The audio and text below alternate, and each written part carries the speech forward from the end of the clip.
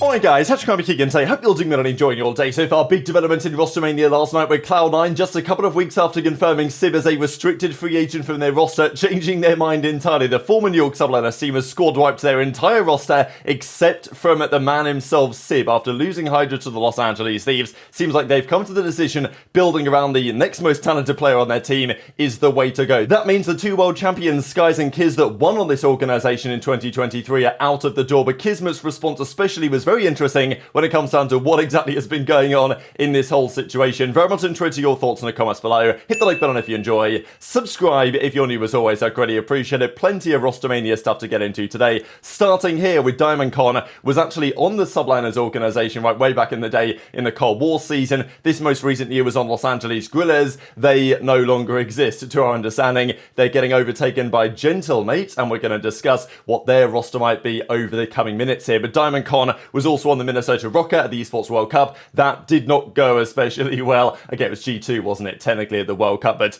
that Rocket organisation, and yeah, as it seems, he's not going to be starting in the Pro League for the new season. No massive surprise, I will say. One big surprise, however, I would say is potentially Vivid. We did hear rumours the other day that maybe Vivid was going to actually have got a spot. We were looking at teams like Ravens or teams like G2 or Minnesota Rocket, potentially looking for an SMG to partner one of their guys. And Vivid would make, I think, a fair bit of sense in that category. Certainly if you look over at the Minnesota Rocket team, that Lins and Vivid SMG duo at the start of last season, pretty damn good, holding their own, especially given you'd expect Lins to only improve going into this year, but unfortunately for Rocket, they don't have Lins because he's going to Gentlemates. We're pretty sure they've bought him out to that French organisation. But Vivid to me is certainly a Pro League caliber player, certainly a Pro League caliber SMG. I just find it very interesting that for whatever reason, Vivid just can't seem to keep hold of a spot. Like, I don't know why Rocket this season decided to get rid of him and change him out for Standy, but I think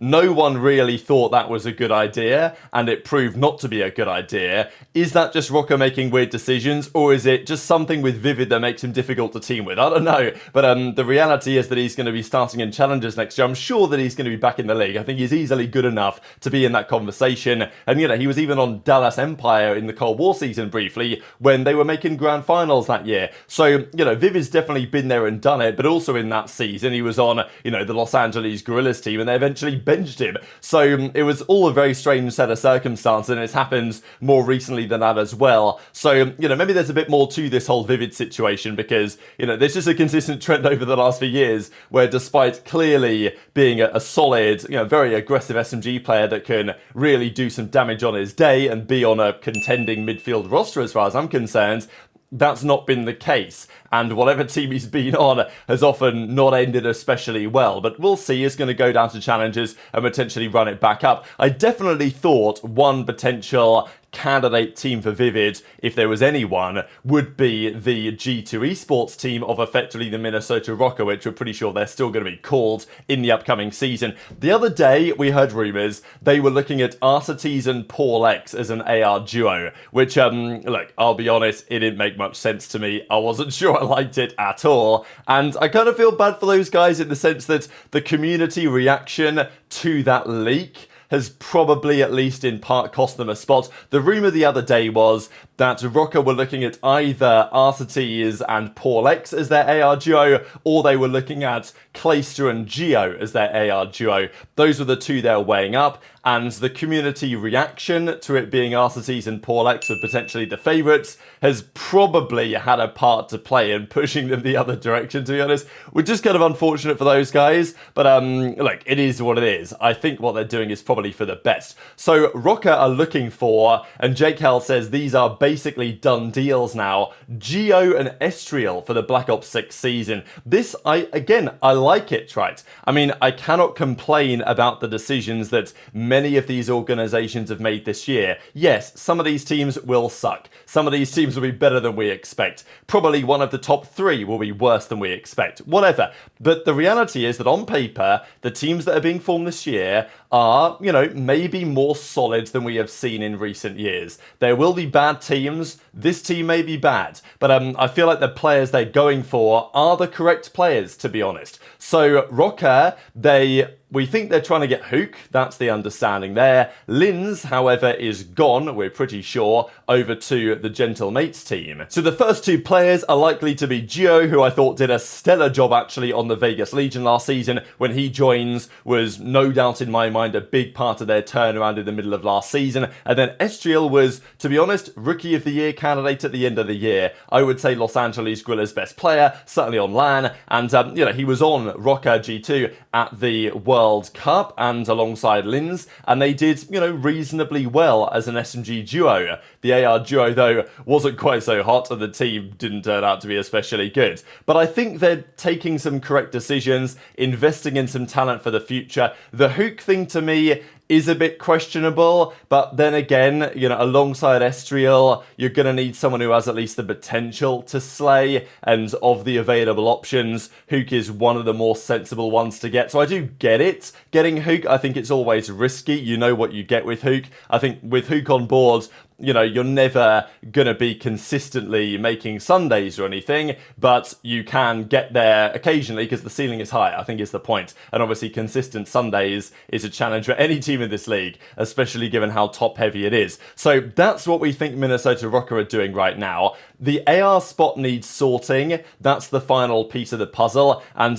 you know, Donny Temp says, good pickups, basically. No NPC for the fourth spot, Looney, please. And Donny maybe is kind of like, you know, why aren't I getting an opportunity, or at least being looked at here? Methods was giving his point as well, and actually others, you know, people were talking about Illy in that AR spot, but unfortunately it just doesn't seem like that's going to happen. Zinni, though, was talking about Arcetes and saying, yeah, keep him anyway as the main AR at the team. And, you know, he makes a fair point, Zinni, and says, like, Arcetes won this year's Challengers World Championship. It was the main AR of the winning team. So it's justifiable for sure. But also the argument that Parasite made was that Hook and Arcetes have teamed up for the last couple of years in a row and it's never gone well. So I don't really think that running that duo back again is a good idea. I think they should go for another option personally. Clay is the one that many would like, I'll be honest. I mean, you know, Parasite says bring in Brack. I think that'd be an interesting option. Or as he says, get Big P, as in Gunless, as the AR for the team instead. So there are a few options out there. I think, you know, people would like to see Clay, right? Clay and Hook maybe back together again after a couple of years apart. They won a world championship together. Clay with the likes of like Estriel and Geo, younger players in their second season as pros. Like, that could be a pretty good way around it. But, you know, again, Clay has his risks and his issues, right? Playing online, not really Clay's forte. If they've got a facility going on, these other questions that are quite important, I would say, for Clay. And, you know, the point really was that from the other players, you're not getting that much objective time. You kind of need it from your AR. And then you're looking at, you know, Clay, Paul-X, Glowfrosty, some of these guys. So there's a few conversations. And actually, yeah, Jake Hell says Brack and Gunless were potentially the two best options from like an objective time perspective. Clay's up there as well. So there's a few names to keep in mind. But as Octane says, so glad that organizations decided to build decent teams or at least make good decisions player-wise this off-season. Fast forward 3 months, everyone's terrible. And this is quote tweeted, which will happen, I think, right? Like, I've had this feeling quite a lot over the last few years. You look at the rosters, and when they're formed, you think, yeah, I kind of get it, with the exception of a few, which usually happens. This year, there are fewer exceptions, I would say, than that. I look at the teams and I say, okay, maybe there's one or two that I'm really not so sure on that I like. But apart from that, I think teams have at least done a reasonably respectable job. Now, whether the team works well together, whether they mesh well, these other points is, you know, that's a matter for debate. But I do think that it's going to be quite fascinating, the midfield, as it were, this season, with who's actually going to be good and who's going to be bad. But let's talk about the Cloud9 stuff. Firstly, Ronnie mentions, who didn't miss this off-season, just when I thought I was out, they pulled me back in. And basically says, seems that things might have changed. So I don't really know where things might have changed. But of course, there is plenty maybe that we believe we know, as in has been rumoured, but is not yet confirmed, and therefore what is that going to look like? Whether that could potentially involve this whole Cloud9 gentle mate situation, well, let's look at it now, because Cloud9 Call of Duty, the Subliners Twitter account, by the way, simply no longer exists. I mean, maybe it does, but like it no longer has COD stuff. This is the former Subliners Twitter, so we still don't really know what they're going to call themselves Cloud9 next year. The rumour was Cloud9 New York, which is kind of ugly, and as far as our latest understanding is, they're not getting rid of the city-based stuff in the CDL yet, so you know, that will still last probably for some time to come. But yes, Cloud9 say, today we wish farewell to HyDra, who was already gone. It's pretty funny, they didn't announce him leaving before Thieves announced him joining. And then the entire squad, basically. KiSMET and Skyz, who of course won a world championship under this organisation. Kiz has been with them for a long time now, joined halfway through Vanguard, turned them, or at least helped turn them into a very good team at the end of that season, won the world championship as MW2, made the world championship grand final MW3. He's gone. Skyz is gone. Cinder, former head coach, gone. We think he's going to Thieves to be with Shane over there. ReeaL, we think he's going to Gentle Mates with some of these guys. And then Matt Fisher as well, their performance coach who they had on board, he's gone as well. So yeah, thank you. HyDra, Skyz, Kiz, ReeaL, Cinder, Fish, everyone is out of this organisation with the exception of the one man that they actually dropped, like, you know, a couple of weeks ago now. The big talk was Simp had been dropped, benched by the team and allowed to explore opportunities as a restricted free agent from the roster. He was then talking about the drama in terms of the way that they approached practice, and he wasn't so happy with the way that maybe Cinder and ReeaL and HyDra, Kiz and Skyz were also happy with things.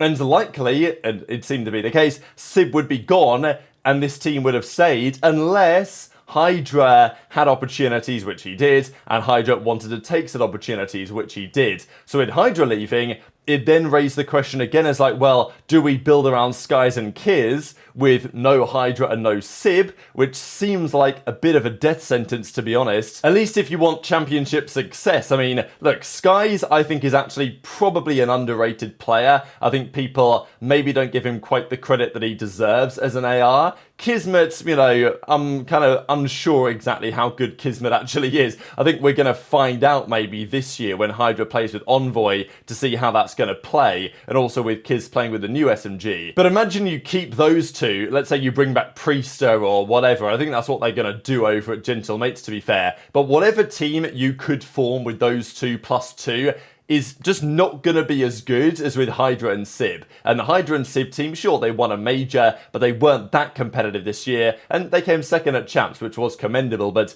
they never really were that close to winning at OpTic with a better team. So I think Cloud9 have come to the decision that building around Sib is the way to go. Cinder says what we accomplished was special, forever grateful to these guys, and excited for the futures. But how about this from KiSMET? I thought was quite fascinating, really. Huge thanks to Cloud9 and New York for the incredible opportunity to represent such amazing organizations. The support from everyone made my time unforgettable. I have chosen to explore options away from Cloud9 and appreciate their help throughout the process, wishing them the best. So what exactly is going on here, right? Are they unrestricted free agents? Are they restricted free agents looking for a buyout? That seems more plausible, to be fair. But do we believe that KiSMET has chosen to explore options? I mean, maybe that's part of it, but like, as far as I'm concerned, it seems like, you know, they've been fired, haven't they? Like, am I reading this wrong? That the organization has decided to move on from these guys and therefore to let them go?